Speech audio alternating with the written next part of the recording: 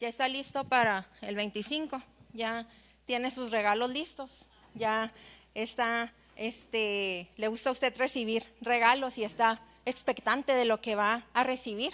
Ya tiene ahí los regalos listos bajo el árbol. Sé que esa analogía que voy a usar ya la había utilizado antes, pero es bastante apropiada para este mensaje. La semana pasada estuvimos en un viaje misionero, estuvimos en la sierra, les llevamos el mensaje de la palabra del Señor, les llevamos víveres, les llevamos dulces, compartimos con las personas de las comunidades los alimentos, pero sabe que los niños que estaban ahí, ellos no estaban tan interesados en todas esas cosas como en algo que traíamos. Traíamos unas cajas donde había regalos y ellos querían ver qué era lo que había ahí. Bueno, esos regalos no eran regalos al azar. Esos regalos eran regalos específicamente para cada niño. Cada regalo tenía el nombre de un niño. Y ellos estaban muy expectantes viendo cuándo les tocaría o escucharían su nombre para poder pasar a recoger su regalo. Y yo me quedé pensando, qué agradable es cuando recibe un regalo, cuando nosotros recibimos un regalo, sabiendo que quien nos lo está entregando pensó específicamente en nosotros, pensó específicamente en la talla que soy, en los colores que yo uso, en las cosas que a mí me gustan. Y más padre cuando las personas nos dan algo que nosotros queríamos, que nosotros anhelábamos. Usted sabe por qué nosotros damos regalos en Navidad, porque sin quererlo, sin saberlo, estamos queriendo imitar la acción del Señor cuando nos regaló a su Hijo en aquella primera Navidad, cuando un pequeño en Belén nace y con su nacimiento y con su vida revolucionó todo el mundo. Le voy a pedir por favor que vaya conmigo a su Biblia y abra en el libro de Isaías, en el capítulo 9, versículo 6. Si no trae Biblia, pues de aquel lado está la manta y ahí está la cita. Entonces le voy a pedir que me indique con un amén cuando lo tenga listo, por favor.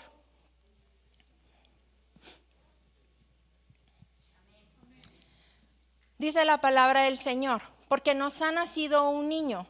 Yo estoy leyendo la Nueva Versión Internacional, porque nos ha nacido un niño, se nos ha concedido un hijo, la soberanía reposará sobre sus hombros y se le darán estos nombres: Consejero admirable, Dios fuerte, Padre eterno, Príncipe de paz. Amén. ¿Sabe que cuando nosotros leemos esta cita, a lo mejor para nosotros no le encontramos mucho sentido, no le encontramos mucha esperanza o mucha felicidad? Pero es importante que entendamos el ambiente o el contexto por el que esta cita se estaba llevando a cabo y por qué el pueblo necesitaba esta cita para poder apreciar nosotros la magnitud de la promesa que Isaías le estaba dando al pueblo. En la escuela dominical, voy a darle un contexto así muy, muy rápido. En la escuela dominical, cuando vimos el libro de Isaías, hablamos de todo lo que estaba sucediendo. El profeta Isaías tuvo su actividad profética durante el reinado de Acaz y de Ezequías en Judá, más o menos entre el 740 al 680 a.C.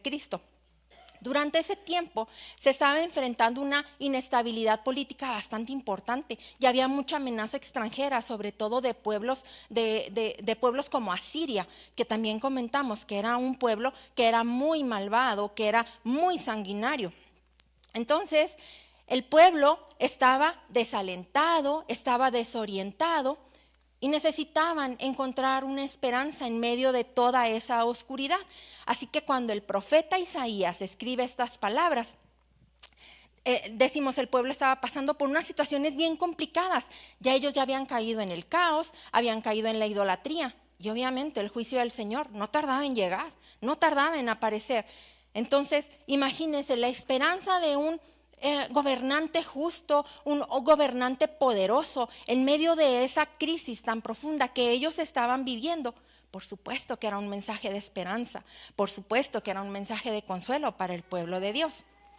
Si nos vamos al versículo 1 del mismo libro de Isaías, allí en el capítulo 9, dice la palabra del Señor: mas no habrá siempre oscuridad para la que está ahora en angustia, tal como la aflicción que le vino en el tiempo que livianamente tocaron la primera vez a la tierra de Zabulón y a la tierra de Neftalí. Pues al fin llenará de gloria el camino del mar en aquel lado del Jordán, en Galilea de los gentiles. El profeta está diciéndonos que el pueblo estaba en una tremenda oscuridad, estaba viviendo una tremenda aflicción y angustia, pero a lo que se está refiriendo prácticamente es que el pueblo estaba en unas tinieblas de pecado. Pero no solamente eso, sino que estaban sumergidos en situaciones aflictivas, en situaciones angustiosas. Pero Él les dice: tranquilos, esto no va a ser para siempre, esto no es permanente, esto va a cambiar. Y si seguimos ahí en el verso 2, dice: el pueblo que andaba en tinieblas vio gran luz, los que moraban en tierra de sombra de muerte, luz resplandeció sobre ellos. El profeta nos está diciendo que ellos iban a ver una gran luz y que iban a cambiar su tristeza por gozo. Pero ¿cuál iba a ser esa razón? ¿Cuál era la razón por la que ellos iban a cambiar de esas tinieblas a la luz de las que les estaba hablando el profeta? Bueno, este mensaje, esta profecía se ve cumplido 7 siglos después, 700 años después, con el nacimiento de Cristo y con el establecimiento de su reino eterno, porque Él iba a quitar la esclavitud del pecado, y con eso no solamente a los israelitas de aquel tiempo, sino también a nosotros nos iba a traer luz, vida y esperanza. El profeta nos está anunciando una gran nueva, el nacimiento de un rey, un descendiente de David, y nos está mostrando el lado humano, pero también el lado divino de Jesús, quien vino a salvar al mundo, a reconciliar al mundo con el Padre Celestial y a establecer un reino superior a todos los conocidos en ese tiempo, pero también a todos los reinos venideros, un reino eterno de justicia y de paz. Y el profeta le asigna 4 características para definir su carácter, su gobierno y su obra. La primera de ellas es consejero admirable. ¿Qué significa admirable?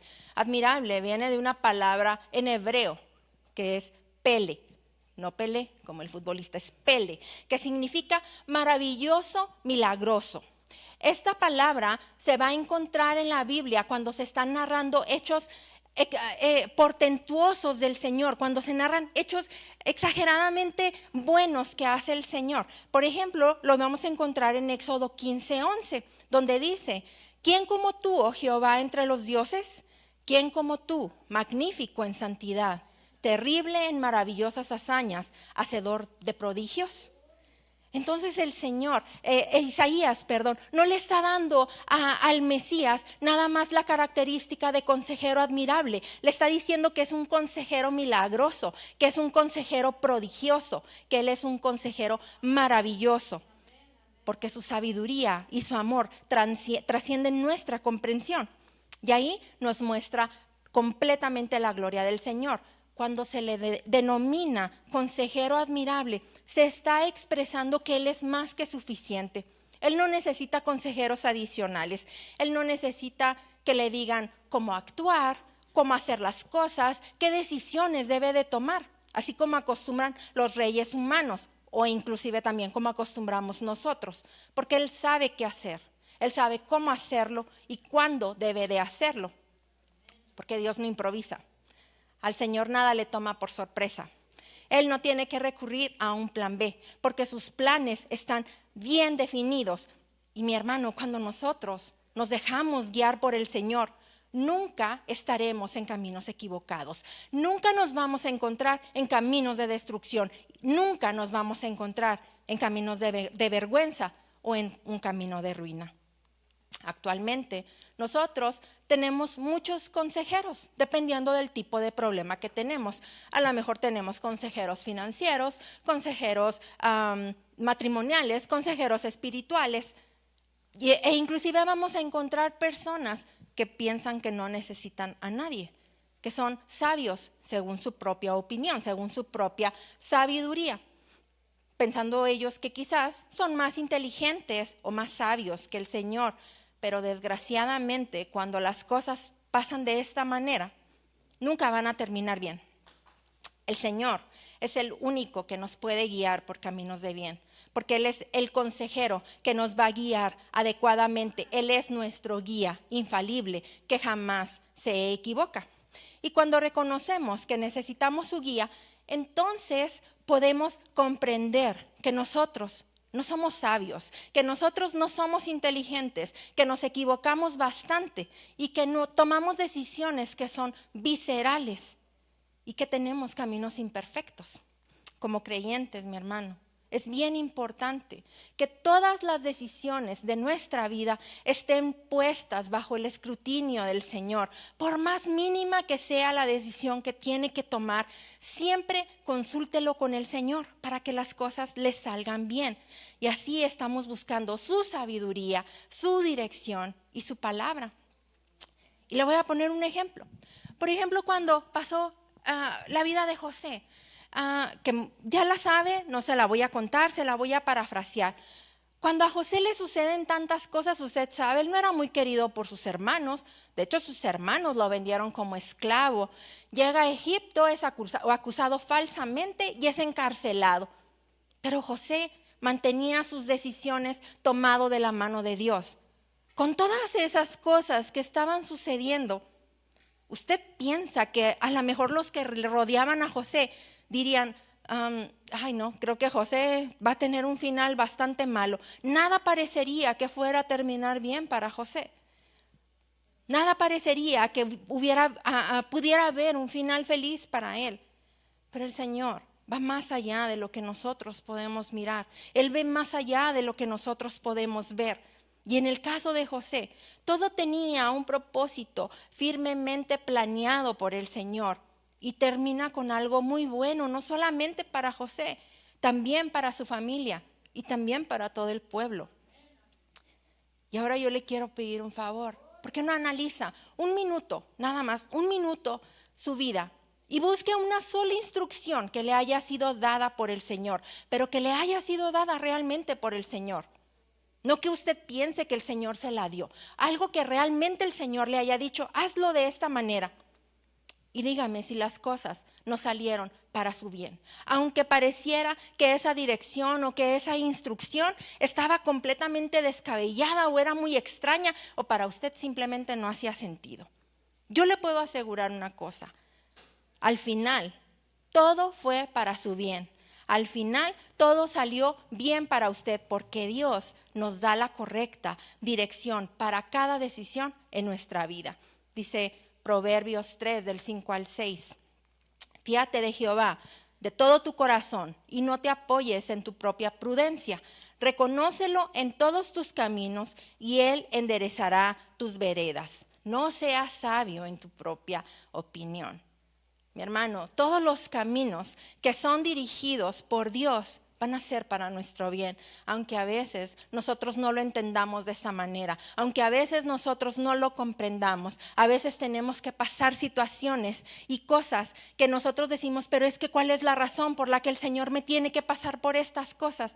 Yo le puedo asegurar que si usted se deja guiar por el Señor, al final va a entender cuál era el propósito que Dios tenía para cada situación de su vida, aunque a usted le parezca que esa situación lo está llevando al fondo, aunque a usted le parezca que esa situación está completamente rara, está completamente mal y que inclusive se atreva a pensar que estaría mejor sin Dios. Yo le puedo asegurar que si se toma de la mano del Señor y el Señor lo guía, usted va a entender cuál es el propósito que tiene esa situación por la que usted está pasando. Jeremías 29:11 dice, porque yo sé los pensamientos que tengo acerca de vosotros, dijo el Señor, pensamientos de paz y no de mal, para daros el fin que esperáis. La segunda característica de la que nos habla Isaías es que es un Dios fuerte. En hebreo viene de la palabra el Gibor, que significa Dios fuerte, grande, poderoso, gigante, valeroso, guerrero. Y aquí es bien importante porque si se fija, ya Isaías le está dando el nombre de Dios al Mesías. Y es que Jesús no es un Dios con D minúscula, no como algunas personas creen. Él es el Dios con D mayúscula. Él es la deidad sobre la columna que está edificada nuestra fe evangélica. Él es la piedra angular de la fe cristiana. Y la razón más importante para entender que Él es un Dios, que Él es Dios, es que si Él no fuera Dios, simplemente su muerte no hubiera sido suficiente para poder pagar nuestros pecados. Al decir que Él es fuerte, significa que Él tiene autoridad y poder como guerrero invencible. Él es el guerrero omnipotente, el guerrero todopoderoso. Y Él mismo lo dijo, ¿no? En Mateos 28:18 dice, toda potestad me es dada en el cielo y en la tierra. Y en Apocalipsis, el apóstol Juan también lo muestra como el Mesías guerrero, que viene a establecer la justicia y la verdad y viene a juzgar a las naciones contra el mal.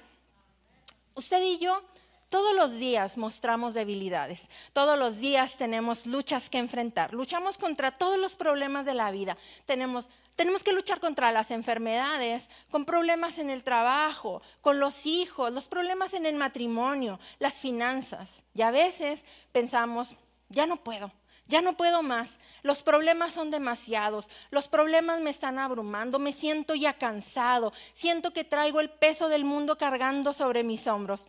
Y sabe una cosa, es en ese momento cuando tenemos que buscar las fuerzas en Jesús. En Efesios 6:10, el apóstol Pablo nos dice, por lo demás, hermanos míos, fortaleceos en el Señor y en el poder de su fuerza.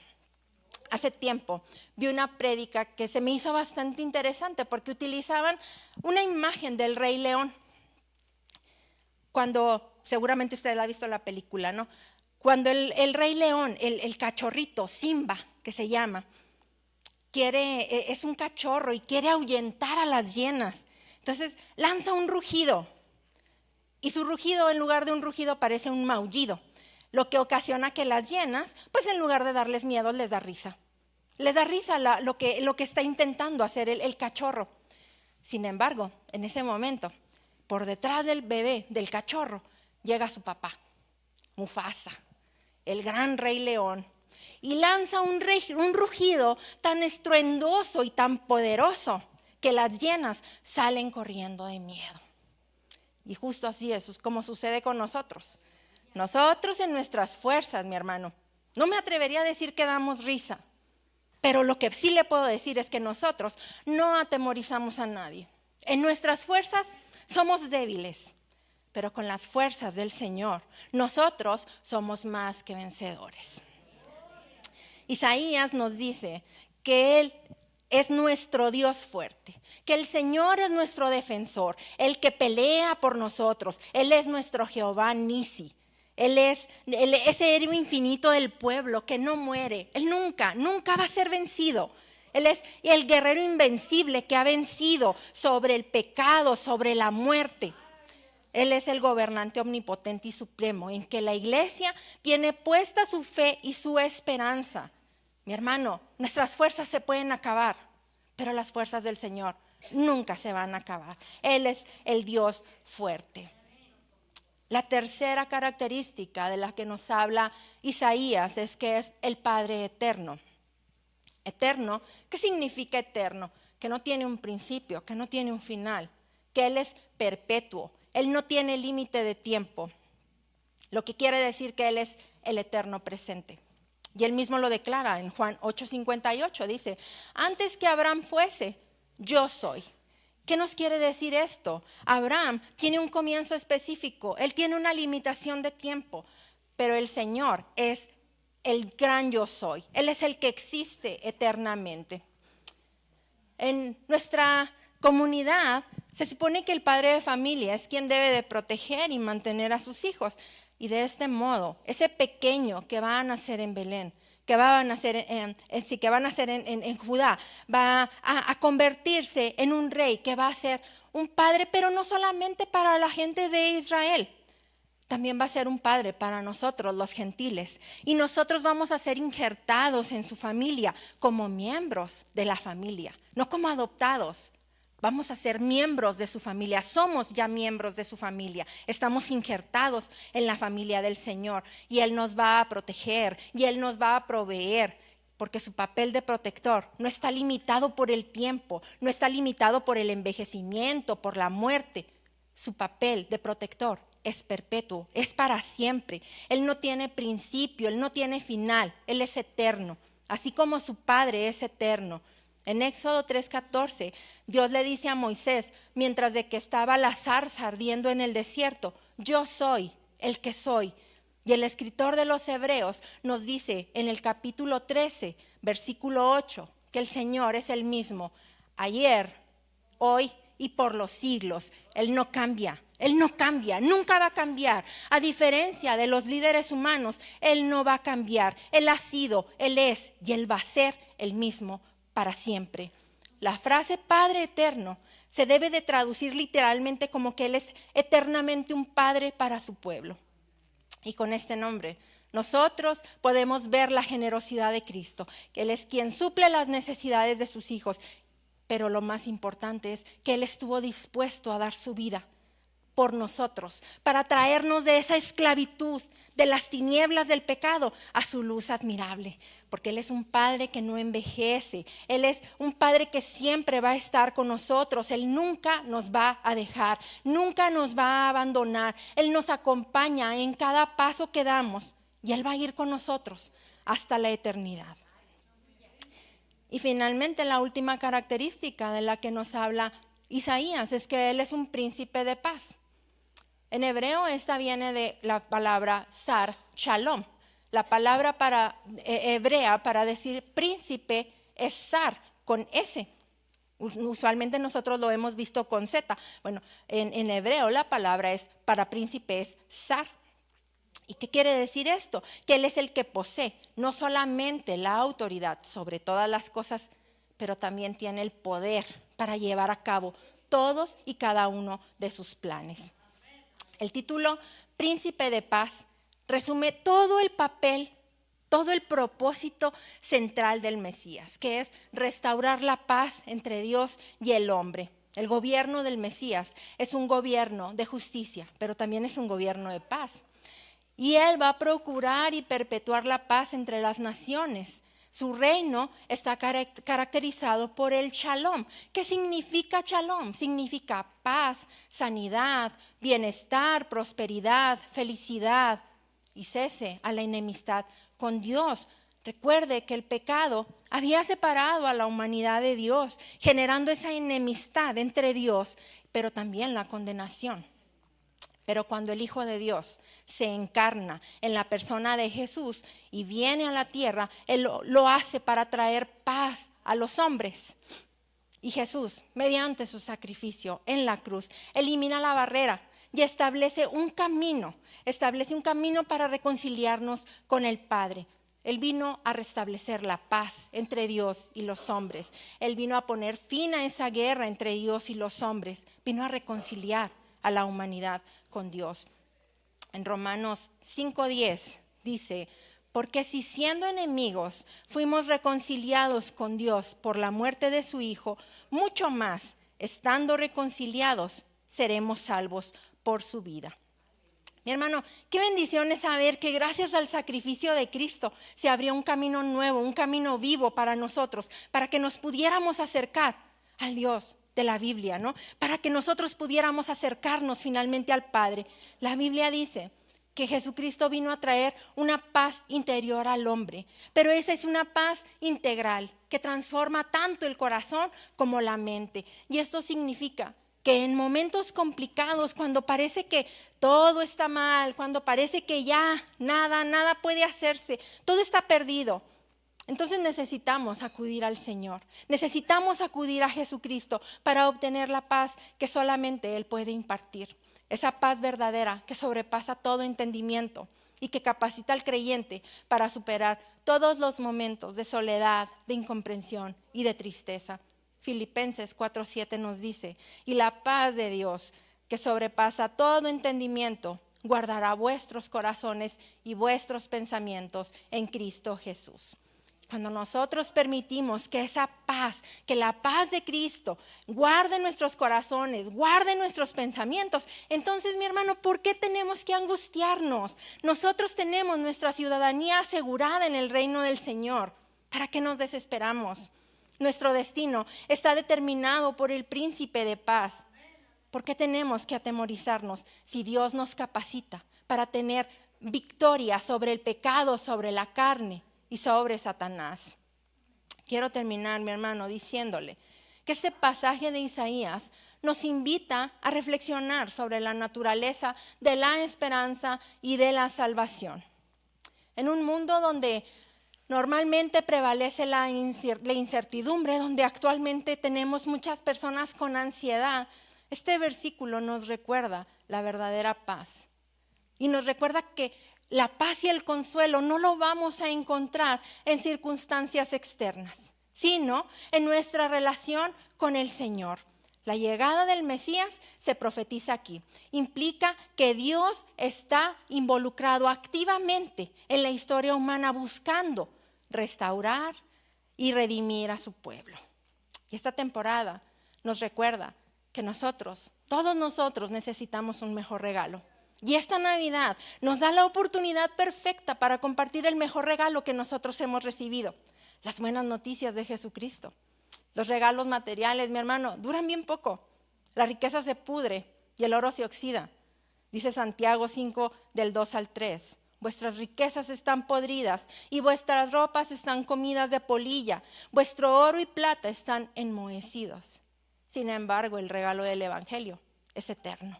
Jesucristo nos da vida eterna. En Juan 10:28 nos dice: y yo les doy vida eterna, y no perecerán jamás, ni nadie las arrebatará de mi mano. Y también nos da paz con Dios. En Romanos 5:1 nos dice: justificados pues por la fe, tenemos paz para con Dios por medio de nuestro Señor Jesucristo. Y es a través de esa paz que podemos reconciliarnos, mi hermano, con los demás. Podemos tener una vida plena en el Señor, porque cuando el Señor promete, nos ha nacido un niño, un hijo, se nos es dado. No era así como que una idea de, ay, ¿qué le regalaré a la hermana? ¿Qué le regalaré a Andrés? No le he comprado nada. No, el Señor estaba pensando ya qué era lo que necesitaba, qué era lo que Él quería. Él sabía perfectamente, aún antes de que cada uno de nosotros naciéramos, qué era el regalo perfecto que necesitábamos. Su humilde nacimiento nos recuerda la misión del Señor. Jesús es buenas noticias, no solamente para nuestra salvación, sino para nuestro presente sufrimiento también. Y la Navidad nos recuerda que Dios nos dio el más grande y el mejor regalo, la vida, la muerte, pero la resurrección de Cristo, por la cual podemos nosotros acercarnos al Padre. El Señor trabajó y preparó un regalo que traía escrito su nombre, un regalo personal para cada uno de nosotros, porque Él sabía que nosotros necesitábamos un consejero maravilloso, alguien que nos guiara en nuestras decisiones diarias de la vida, alguien que nos guiara por el camino correcto para que las cosas nos salgan bien. Él sabía que necesitábamos un Dios fuerte, alguien que peleara por nosotros en nuestras batallas, porque nuestras fuerzas se acaban, pero las del Señor no. Él sabía que nosotros necesitábamos un Padre eterno.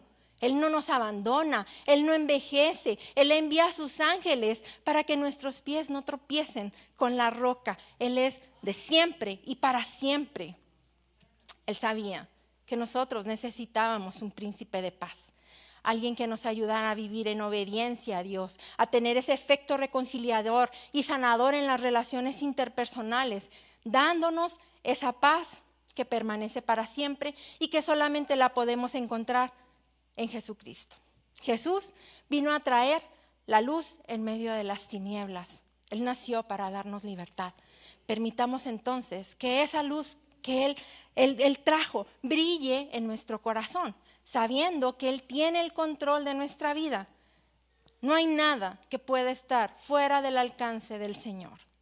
La Navidad debe de ser conmemorada con Jesús en el pesebre, pero de nuestro corazón, en los colores de nuestra dicha, en la abundancia de nuestra adoración, en nuestra obediencia. viviendo vidas que reflejen el amor y la esperanza que hemos nosotros encontrado en Cristo. Billy Graham dijo, el mayor y mayor regalo de la Navidad no lo vas a encontrar bajo el árbol, sino colgado en una cruz. La Navidad, mi hermano, no son los regalos. La Navidad no es la cena. Las alabanzas son para el Señor. Los abrazos son dados por causas de Cristo. La fiesta es debido a Cristo. La alegría es por causa de Jesús. La Navidad, mi hermano, es Cristo, porque todo absolutamente se trata del Señor.